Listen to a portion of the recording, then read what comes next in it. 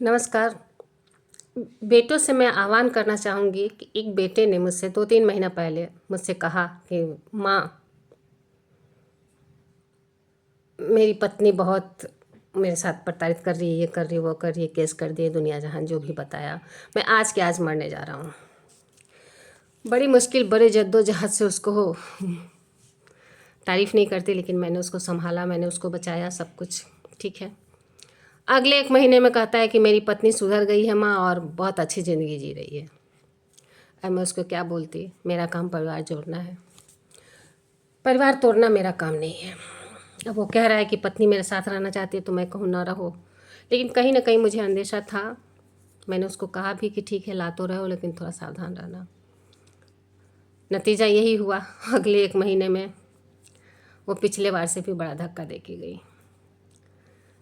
सारा कुछ तो जो था मोहपाश में अपने नाम करवा ही लिए, सब कुछ ले दे के वो चली गई। और फिर एक बार कोर्ट की चढ़ी हुई थी, तो उसको कोर्ट का चस्का लगा हुआ था, उसने फिर से इसके ऊपर सारे के सारे जितनी होती है, जितनी परेशानियाँ होती है, डाल दी। अब पिछले सप्ताह उसका फ़ोन आया कि माँ मैं तो लूट गया, मैं बर्बाद हो गया। मैं क्या कहूँ, क्या कह सकती हूँ। मेरा मानना है कि जो एक बार कोर्ट चली गई, एक बार उसने दुस्साहस कर लिया, एक बार उसने घर की दहलीज लांघ ली, फिर उस पर विश्वास करना मुश्किल है, नहीं करना चाहिए। क्योंकि उसको चस्का लग चुका है, वो रास्ते जान गई है, वो जान गई है कि घर से अच्छा कोर्ट, वकील, पुलिस थाना है।